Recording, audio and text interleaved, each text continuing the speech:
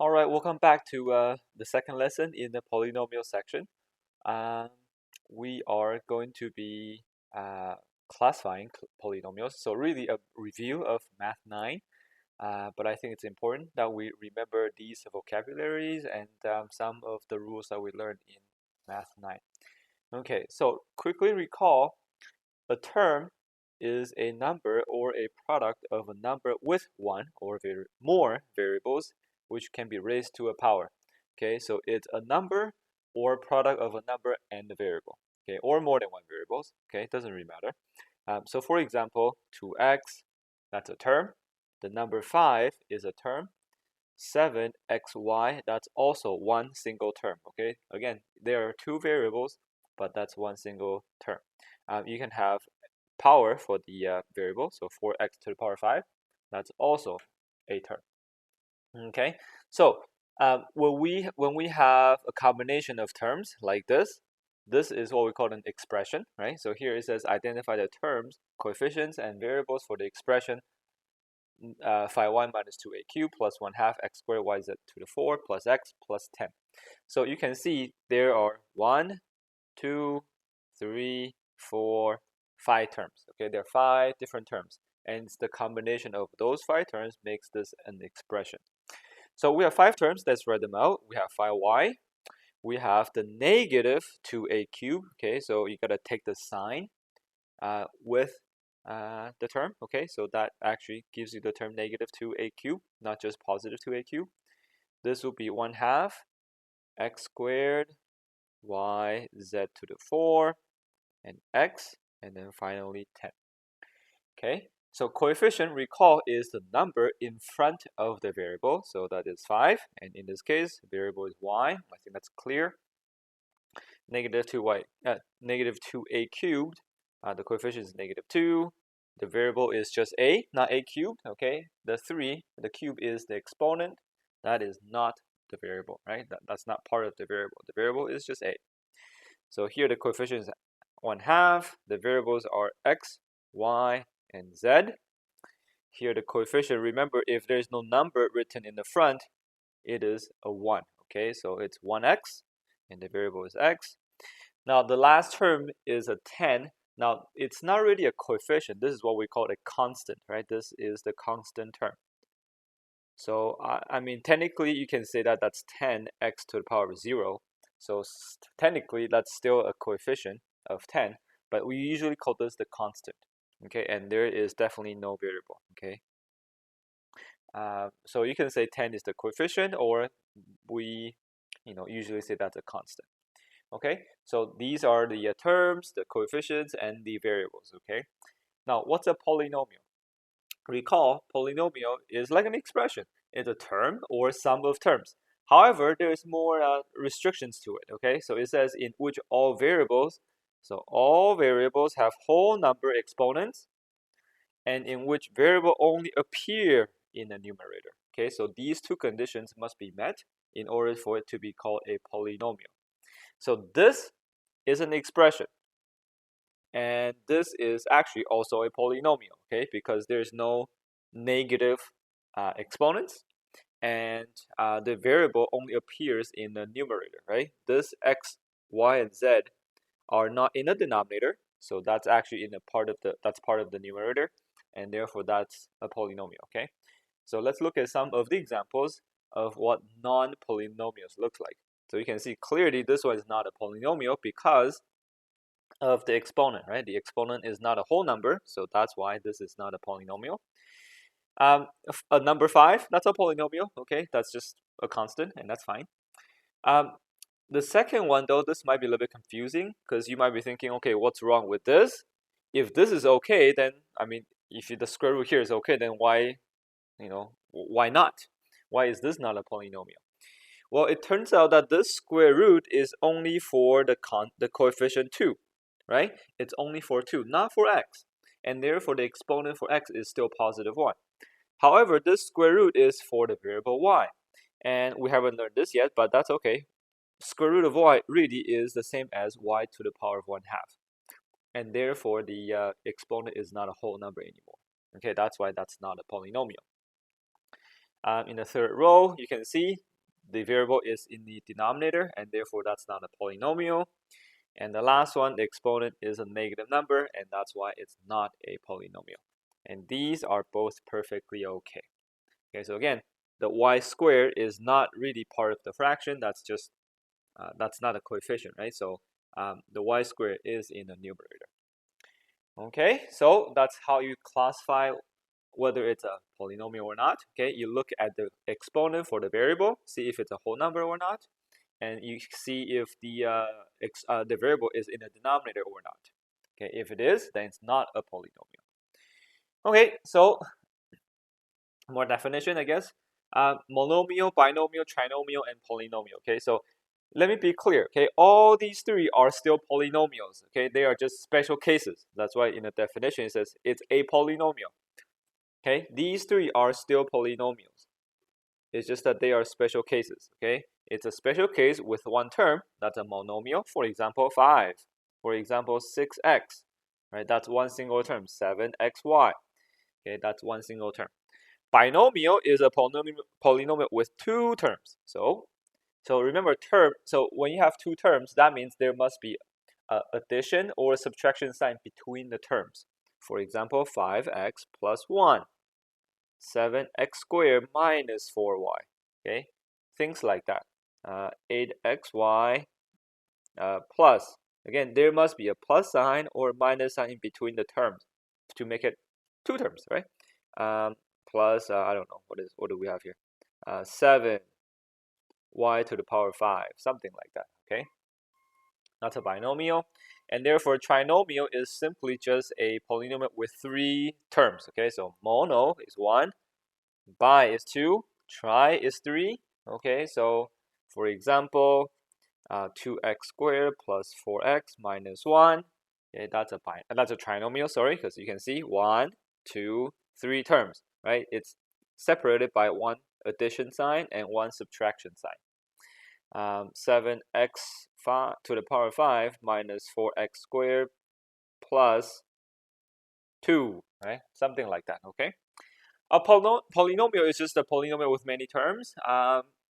Usually, if it's not monomial, binomial, trinomial, then we call it a polynomial.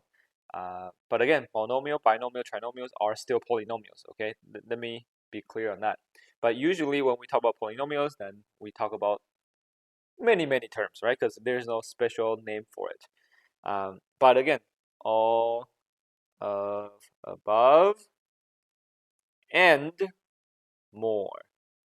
So for example, 4x squared minus 5x plus 7 minus 6y squared, right? That's 1, 2, 3, 4 terms. There's no special name for it, so then we just call a polynomial. Okay, hopefully that's okay.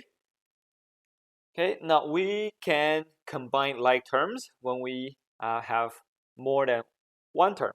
Okay, we can actually combine like terms.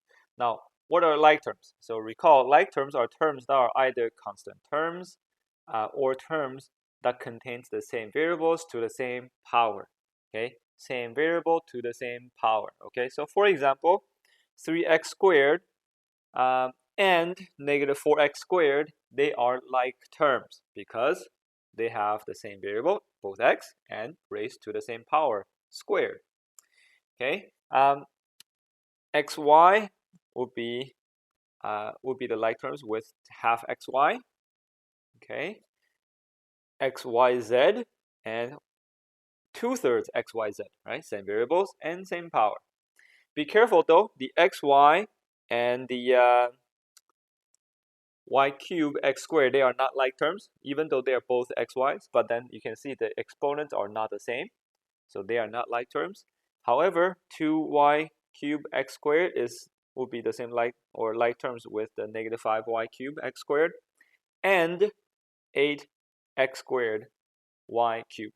Okay, even though they are written in a different order, but they are still the same variables and with the same power. Okay, so they are like terms. So that's how you tell if they are like terms or not. They have to have the same variable and raised to the same power. Now we can simplify the like terms. Okay, we can combine them. Okay, again, these are supposedly just review, so I'm going kind of over this quickly. These two are like terms, so you can combine them. 4x squared minus x squared is 3x squared. We have the negative 3y plus 5y. You can add them together. Negative 3 plus 5 is 2, right? Positive 2y. So you can combine like terms like that. Similarly, for part B, usually you write it in the alphabetical order. So, and then you go from the biggest exponent first. So really, the first term here should be the 3x squared y. And there is no other terms with the same variable and the same power. So there's no like terms here. So that is the only one. And then we have 1, 2, 3, 4 like terms with x, y as the variable, with one just the with 1 as the exponents. So that's 5 minus 1, that's 4. 4 plus 2 is 6. 6 plus 1 is 7, so plus 7xy. And finally, plus 2z squared. Okay, because there's no other terms left other than that. Okay, hopefully that's not that bad. Okay, let's continue with the next example here. We can evaluate polynomials and we can substitute values into the variable. Okay, so here it says when a constant is substituted for a variable in a polynomial, the polynomial is evaluated for that constant. Okay, so for example, let's evaluate the above equations or expressions for x equals to 2 and y equals to 3. I know for part B there's also z, so let's get z equal to 4 here. I missed that. Okay, so all we have to do is we can then substitute x as a 2. Okay, so actually, you know what? Let me write down the expression first. So 3x squared plus 2y. Let's put x as 2. You see how every time I see x, I put 2 in there instead. I see y, so I'm going to put 3 there instead. And then we can calculate this. Okay, so that's 2 squared. So remember math, you do the square before you multiply the 3 with the 2. Okay, so 2 squared is a 4. So this is going to be 3 times 4 plus 2 times 3 is 6. 3 times 4 is 12. 12 plus 6 is 18. Okay, for part B, same thing. Let's write down the expression first. 7xy plus 2z squared. And then we're going to substitute the values in there. So x is a 2, y is a 3. So every time I see x, I put a 2 in there instead. And then every time I see y, I put a 3. And every time I see a z, I put down a 4. Except I put down a 3 here for no reason. There we go. And now you just need to evaluate. Okay, so again, exponent first. So you got to go 2 squared, which is 4. 4 times 3 is 12. 12 times 3 is 36. 7 times 2 is 14. 14 times 3 is 42. 4 squared, again, square first. So 4 squared is 16. 16 plus 2 is 32. Now combining all these 3 terms together, you just add them together. 36 plus 42 is 78. 78 plus 32 is 110. Okay, so that's how you evaluate polynomials, or how that, by substituting the values into the variable. Okay, multiplying monomial by monomial. So we did this again in Math 9. Just a quick review. Multiply coefficients and then combine. Multiply coefficients and then multiply the variables. Okay. And like variable. I don't know what I was talking about there. Okay, so you just multiply. Okay, so you go 3 times negative 3, which is negative 9. X cubed times x to the 4. Remember when we multiply power with the same base, you simply, again, same base, that's important, that's x and that's x. So you keep the base the same, so x, and you add the exponent. So that'll be 3 plus 4, which is 7. Okay. So you multiply the coefficients with coefficients, like variables with the variables, okay, like variables. Similarly, okay, when you multiply 3 terms, you could, you know what, I'm going to do it step by step because I know a lot of people get confused with this, okay, when we have 3 terms to multiply. Obviously, you can take shortcuts later, but I think for now, the best way is to just multiply the first two, okay? And then once that's finished, just copy down the last term. Okay, I'll show you. So negative 3 times 2 is negative 6. Y squared times y. So remember, this is to the power of 1. They have the same base, so we add the exponents when we multiply. Z cubed times z squared is z to the 5. Okay, so that's finished. And we're just going to copy down the last term and do that again. Negative 6 times 4 is negative 24. Oops. Negative 6 times 4 is negative 24. Y cubed times y cubed, again, same base. And that means we add exponents when we multiply. And therefore, it's going to be z to the power of 7, because 5 plus 2 is 7. Okay, so that's how you multiply monomial with a monomial. Okay, last thing we did last year was multiplying monomial by a polynomial. So we can then use the distributive property to remove the brackets and then simplify. Okay, so this means simplify means combine like terms if there's any. Okay, and recall distributive property means we multiply the term outside with the terms inside, like this: a times b and then a times c. Okay, so in this example, you go 2 times a, which is 2a, 2 times 3, which is 6. And that's it. That's all we can do. Okay, part B, same thing. 2x squared times 3x squared. Again, 2 times 3 is 6. X squared times x squared is x to the power 4. Again, because we're multiplying power with the same base. So you add exponents. And then 2x squared times negative 4y. Well, 2 times negative 4 is negative 8. That's x, that's y. They are different variables, and therefore there's nothing we can do about that. All you have to do is just write them down again. Okay, so x squared y. Finally, for c, again, you multiply negative 3 times the coefficient of 1 is just negative 3. These are two different variables, and there's nothing you can do about them. We usually write x first, okay, again, alphabetical order. So I'm going to rewrite it as x to the 4y. And finally, negative 3 times negative 3 times positive 2 is negative 6. And y times y to the 3 is y to the 4. Again, because they have the same base, meaning they're just variable y. And therefore, you add the exponents. Okay, so that's the quick review of Math 9 before we get into new stuff in the next lesson. So again, I'll have some practice for you. If you have any questions, please let me know. Okay, good luck.